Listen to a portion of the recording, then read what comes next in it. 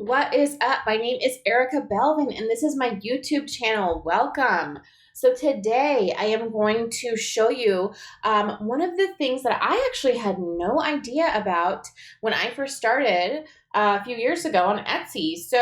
Etsy actually has a policy that you have to list all of your shop members, meaning people who work for your business, right? And, in the beginning, it might just be you, or maybe it's you and your husband, or you and your friend. And it's just important to make sure that you get everybody on here so that you are in compliance of, Etsy's rules.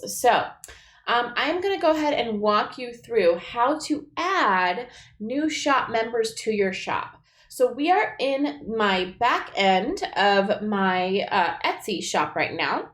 Okay, so what we're going to do is we're going to go ahead and go over here to settings. So you're going to want to click settings right here. You're going to go to about your shop. And here is where you're going to find all of your shop members or where you can add your shop members, okay? So I've got clients and stuff contacting me right now as well. So as you can see, I'm the owner and designer. I have my husband here, Jesse, who is my marketer, and he is also helping me with design, as well as our customer service rep, Angie, who handles our customer service frequently. So, as I grow my team or as you grow your team, what you'll do is you'll go ahead and click add shop member. And what's going to come up is your ability to add a portrait. And I know everybody doesn't like to be on camera, so, you can throw an icon in there or something. You can throw in their name and you can give them a role, okay? And if there isn't a role here that makes sense for your business, you can actually add a custom role. And, I haven't actually gone fully into the whole bio for each. I'll definitely probably do this soon, just because it does personalize, your shop. And in my opinion, it humanizes the people who are working in your shop. So if your clients or your potential customers see your shop and they read a little bio about you guys, it humanizes you and just, it makes you more relatable. And people tend to be nicer, But also too, really quickly, since we did that, once you're done, you go ahead and just click save and everything will save. So then what will happen is when you go to your shop, we'll go over to my shop really quick. If you scroll all the way down, you will see your shop members listed here. And this is just what Etsy wants you to be doing to stay compliant with their policies, okay? Now, the roles for the shop members.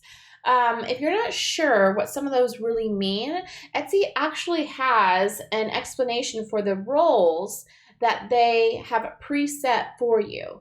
So, the owner would typically be the one who owns the Etsy shop. They would be a seller. They would be also making and designing. They can't just, hire a whole team to do everything for them and they oversee. Etsy really wants to keep this as people who are selling from home or, selling out of their home-based business or a small business and small business owners. They really don't want like drop shipping and things like that.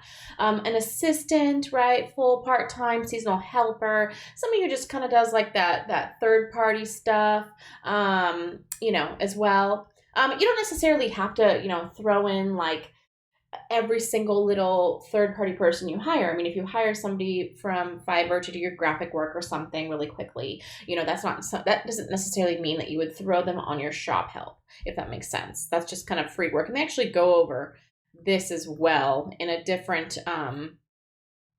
like part of their house rules here. So, they kind of go over this. And they also they do recommend that you don't like share your information with these people. You want to kind of keep them separate, right? But yes, if you're getting ongoing help, as I stated before, it's not just like a one-time job. You want to make sure that their role is disclosed, okay? All right. So, yeah, if you have temporary or seasonal help with tasks such as shipping or data entry, disclosure is highly recommended but not required. Exactly what I had said. So moving on. So if you're a maker, right, you can have a maker, right? Like I have a friend who has a candle business, and that person helps her make those candles as well.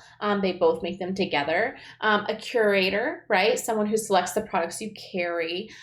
This would be like vintage. Customer service. That's like my customer service rep, Angie. The designer, that's me.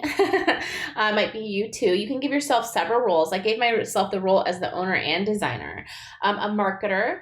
So that's somebody who handles all your marketing and, your social media accounts and your ads and things like that. That's what my husband does for me. A photographer who does all the photography for you, and somebody who ships, right?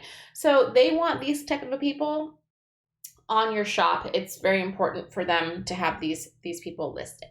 But yeah, other than that, you're good to go. This is super simple, and good luck on getting growing your business and getting started. And I really hope that you have a whole bunch of people on that team eventually as you grow in your business. So definitely, if you have time, please subscribe to my channel. I'll be posting tons of help on tips on Etsy and, graphic design and all sorts of stuff. So if this is your thing and you're trying to sell digital designs for a living, definitely follow my channel. I will be giving you a ton of information.